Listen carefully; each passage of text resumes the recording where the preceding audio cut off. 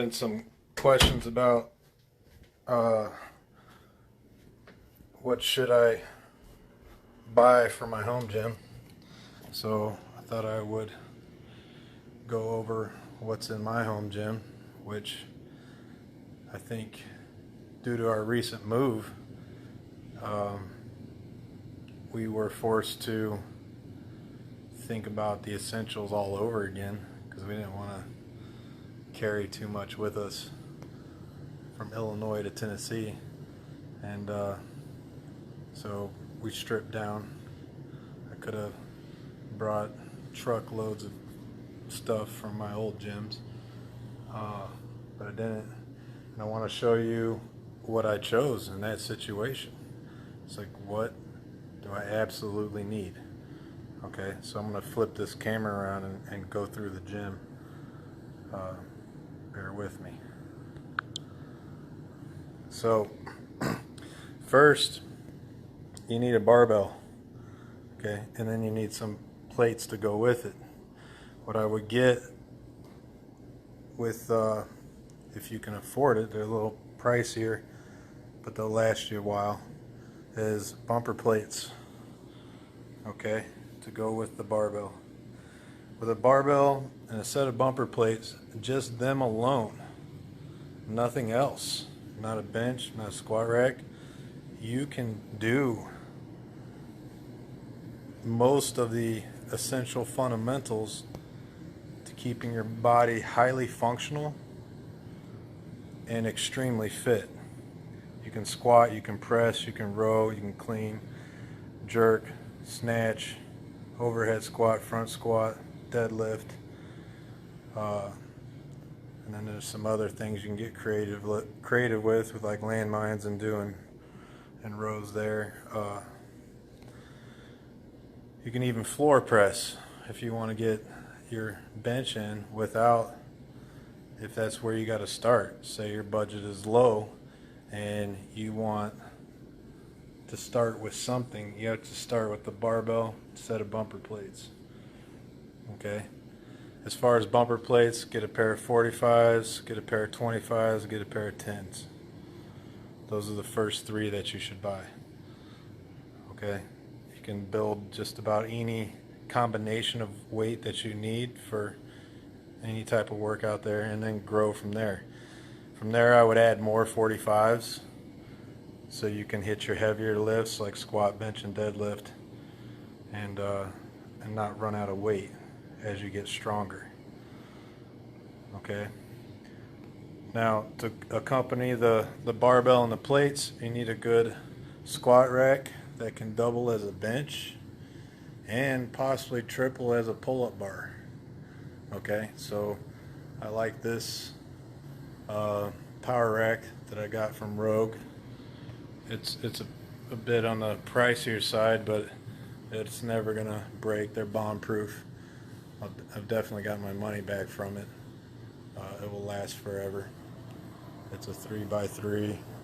You can get a 2x3 that's for all purposes just as sturdy. This 3x3 is just a little greedy, I think, as far as worrying about durability. The 2x3s are just fine.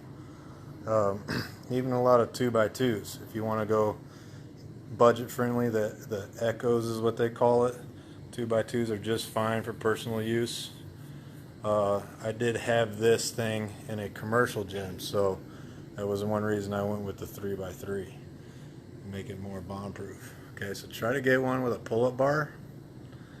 Okay, more budget-friendly route you can get is a squat stand that doubles as a bench. It has these lower holes for your J-cups.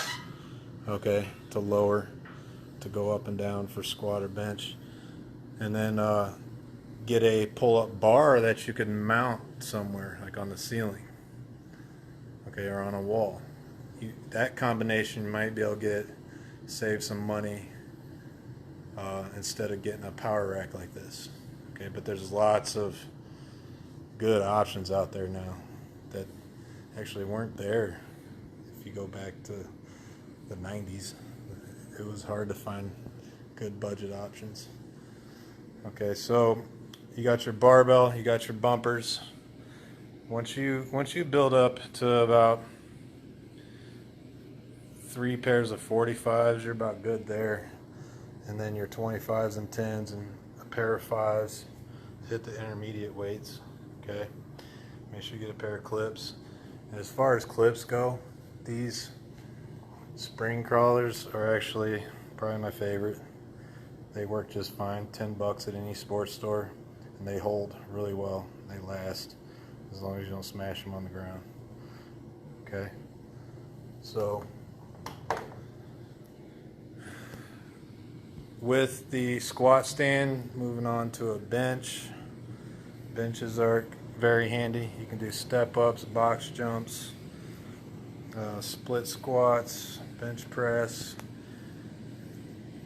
It's very multi-purpose, which is what you want to keep in mind when you're buying things out the gate. When your first purchases should be things that you will use all the time. Don't make one of your first purchases something that you use once in a while, like a GHD machine. It should be one of the last things that you buy. Okay, so after the barbell, bumpers, bench, squat rack, with that setup, you're sitting pretty good. You can get some full body killer workouts, create world-class fitness with just those tools. Those are your essentials. All right. After that, you're moving on to the individual implements like dumbbells and kettlebells. Each one has their strengths and weaknesses. If you had to pick and choose, it's kind of tough, but I'd probably go with dumbbells first, okay? And pick a pair of weights that are not your warm-up weight. Pick a pair of weights that you could throw in a conditioner and they could push you. So the standards are in that range for well-trained women are 35s, for well-trained men are 50s. So you want a pair of 35s and a pair of 50s out the gate. Unless you're a beginner, then go lower. But if you're well trained, you're pretty strong, start with 35s and 50s. 50s for the men, 35s for the women. Okay, and then build from there, up and down the dumbbell rack. With the kettlebells, buy singles. Buy singles in the beginning. Okay, this is a 25. This is a 35. These are 53s, and that's a 70. Okay, those are all standard, most commonly used weights in conditioners, and they can also be used for strength movements. Start off with a 25, 35, 53, and 70. Build that collection. And if you need to go lighter, if you're just beginning, you need to go lighter than the 25, that's okay. Get yourself a 15, maybe a 10, and then build yourself up. And as you're building your kettlebell collection, go with these weights. Okay, 25, 35, 53, 70. That way you're not wasting a lot of money on intermediate numbers that you may never use very much once you settle on something. And those are the numbers that most of us have settled on that get a lot of use. Okay, next is med balls. Med balls very, very useful. All kinds of things you can do with med balls is just limited to your imagination. All right, I got a little 8-pounder for the boys.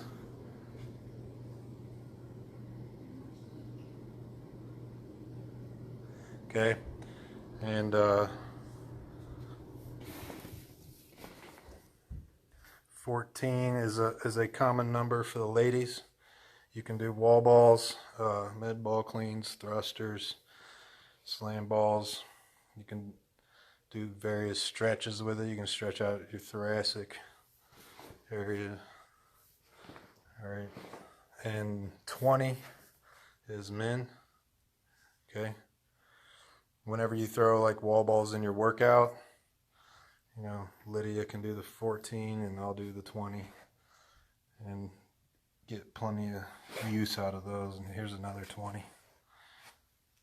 All right, so my next purchase would be a 30, just for a little extra torture there, if I ever get around to it.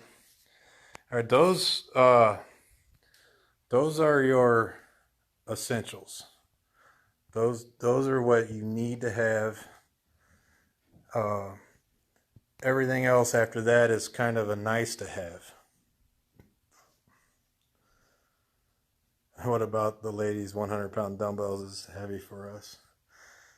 You mean you're not going to use this much, Lydia? They're fun. Actually, they're not. They're very painful. And so here's a couple extras that I would consider after you have that short list right there. The barbell, bumpers, dumbbells, kettlebells, squat rack with a pull-up bar, and bench press holes. Okay, med balls, bench.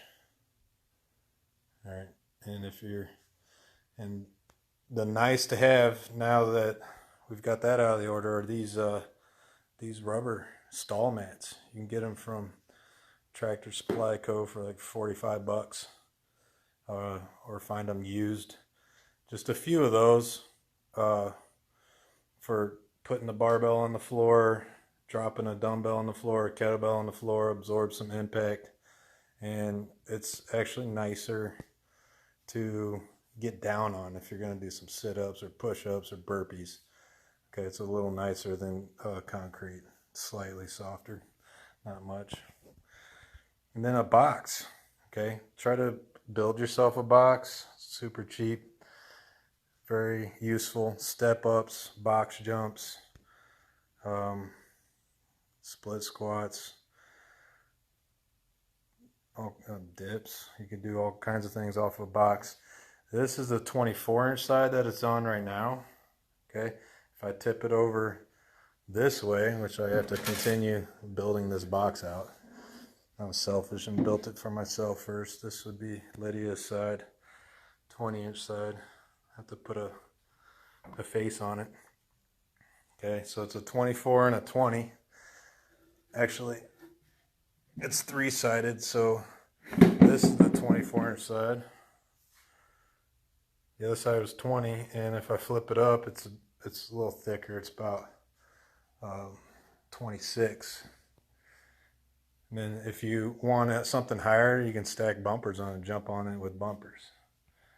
All right, so the box would be next. Then the rubber floor mats. Bands. Bands are hit or miss. I don't use them ever. I use them to stretch once in a while. They get used a lot with powerlifting. You can do them with squats, bench, add resistance. And you can put them on a pull-up bar to assist your pull-ups. Okay, so those come in handy, I think, more often for the ladies, for assistance, body weight movement assistance. I guess that was kind of chauvinistic. Men need assistance too.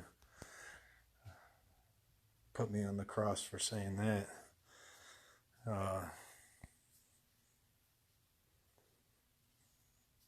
Not going to use my box, don't trust it. So then, machines. There's a couple cardio machines that are highly sought after by strength and conditioning professionals, and these air bikes are one of them. They induce massive amounts of pain. They're very effective. This would be a nice to have. I would go for the bike or the rower first, whatever your preference is. I like the bike because I can do it's different feeling than most of the other free weight movements that I do. Okay, so my next purchase would be the rower. The rower is a lot has a lot of posterior chain, and I do deadlifts. You know, your deadlifts, your cleans, your snatches all hit the posterior chain pretty hard. So I like to mix the bike in with one of those barbell movements for a conditioner, for more of a balanced routine. Okay, so, and then over here is a sauna. That's definitely a nice to have, not a necessity. I'm experimenting with that at the moment for recovery. It's supposed to improve growth hormone, and when you sweat out toxins, so it's supposed to help you with recovery in a couple different ways. Those are the two I'm most concerned with. So, essentials of building a home gym, that's it right there. This is what I would go with. There's lots of good budget options out there, and you can find things used that will last a lifetime, like dumbbells. A lot of this stuff doesn't need to be brand new. A lot of it doesn't. I don't think any of it does, actually. Maybe a bike. It'd be nice to get that brand new. You don't know how much mileage somebody put on it and what's going to break next on it. But as far as essentials go, going used is perfectly fine. Safe bet there. So, do I ask Grandpa for advice building that box? I should have. He built all my other boxes like a workhorse, and they're still being used. Those were bomb-proof that he built after we left Illinois. It's still going.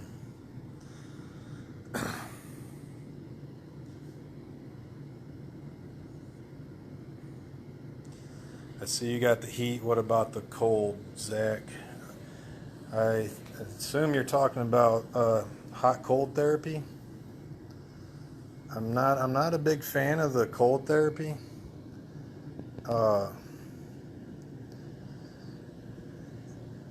For two reasons. Two big reasons. Growing up, whenever I had an injury, it was always ice it. It's going to heal it faster. And due to my lifetime of sports, I ran that experiment over and over again. And it was always mysterious to me because it didn't seem like the ice was healing me any faster, any more miraculously. Okay? And because I would go back and forth. I'd get a sprain or a tear or whatnot from football, wrestling, baseball, track, MMA, military. The minor injuries and few major injuries are countless. So I've ran that experiment over and over when it comes to cold therapy, and I never developed any faith in it. Okay, because I get the same injuries over and over again, and sometimes I'd ice it, sometimes I wouldn't, and it would seem to heal the same way, same time frame. Okay, so I never developed any faith in the ice, and then when I dove into my studies, as far as being a strength and conditioning specialist, with all my certifications, and my degrees and whatnot, it turns out that there's little to no evidence, convincing evidence that cold therapy heals faster. Okay, that's where my beef is with cold therapy. Does it heal faster? It has never been proven. Everybody's actually doing it on faith. And furthermore, if you look into the physiology of the healing cycle, is people think inflammation is bad. that's the first thing. It's like, well, ice will reduce inflammation. It's like, hold on a second. Is inflammation bad? Inflammation is your body's way of healing itself. Okay, so you would actually be hard pressed to present a case, well, where inflammation is bad. So do we want to rush that inflammation out of there? And so that's the counter to, well, if we rush the inflammation out of there, you'll heal faster, which is a big misconception, because the inflammation is healing you. That's what you need for healing. Okay, so cold therapy is a disruptor. And another thing that you need for healing is the pain signal. That's what starts the healing process, the healing cycle. It's a feedback loop. You need that signal. The signal's got to signal the brain. The brain signals all the healing properties and sends them to the wound, whatever it is. You know, muscle soreness or a cut or a broken bone, same thing. Okay, if we kill that, that's why painkillers can backfire, and so can cold therapy. If we kill that pain signal, then your body's not responding to it. It's not healing it. Okay? So that's my beef with cold therapy. Sorry for that long rant if people were more interested in the gym than the cold therapy, but I was done with the gym anyways. But that's a good subject. I like that one, Zach. Because I'm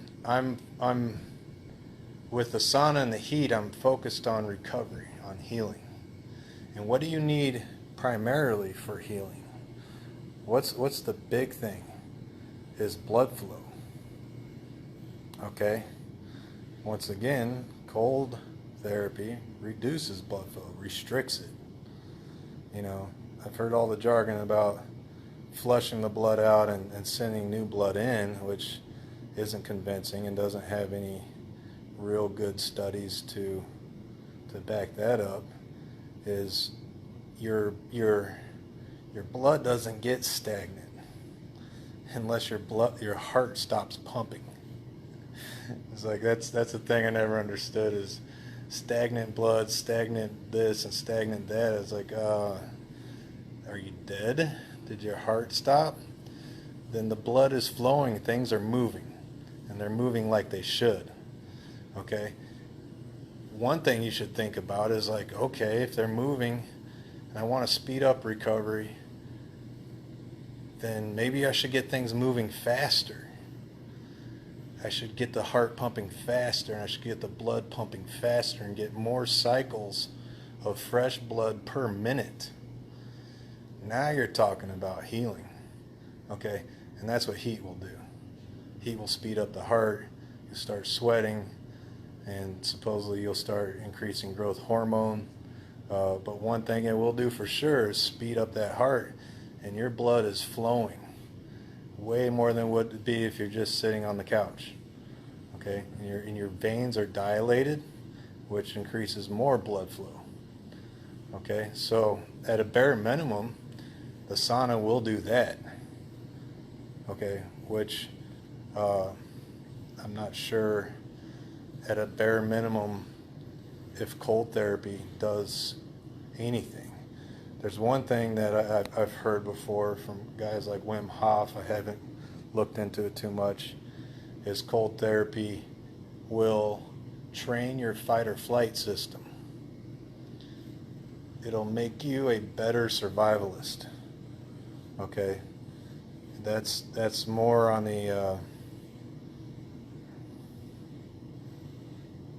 that's more on a conditioning side than it is a recovery side. You're conditioning yourself to be tougher, a better survivalist.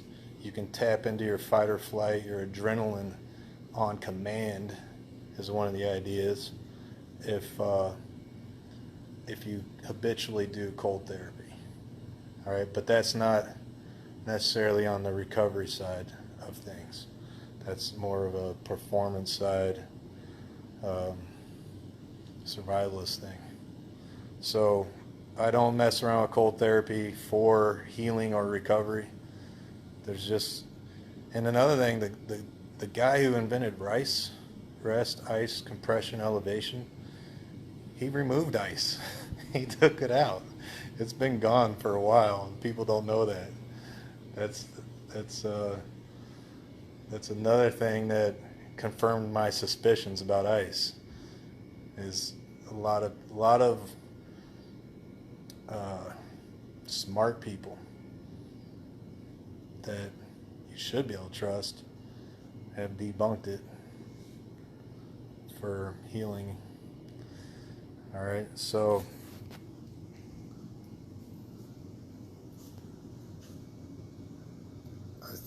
I never thought it like that. Just noticed a trend in hot and cold therapy. I was curious about that. Yeah. Well, Zach, you opened the can of worms there, and that's a really good topic.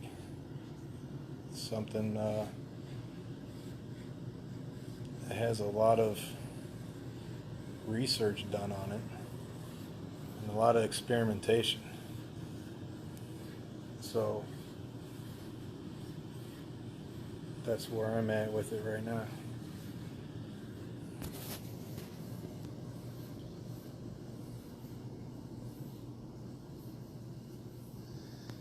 Yeah, it's definitely great for mental dexterity, and that's definitely what they use it on the SEALs for, is to prepare them for what they're going to fight in, make them mentally tougher. They use it to weed them out too.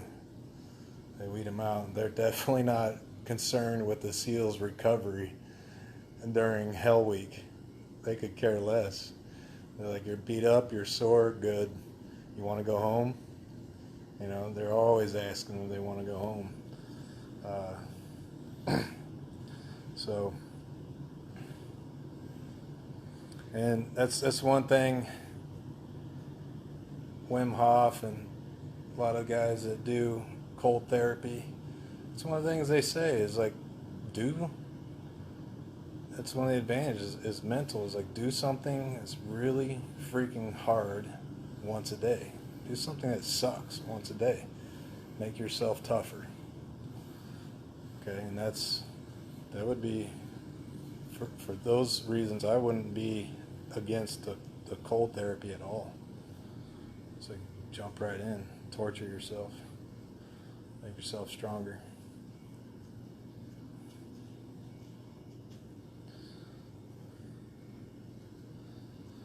All right, that'll be a great place to stop.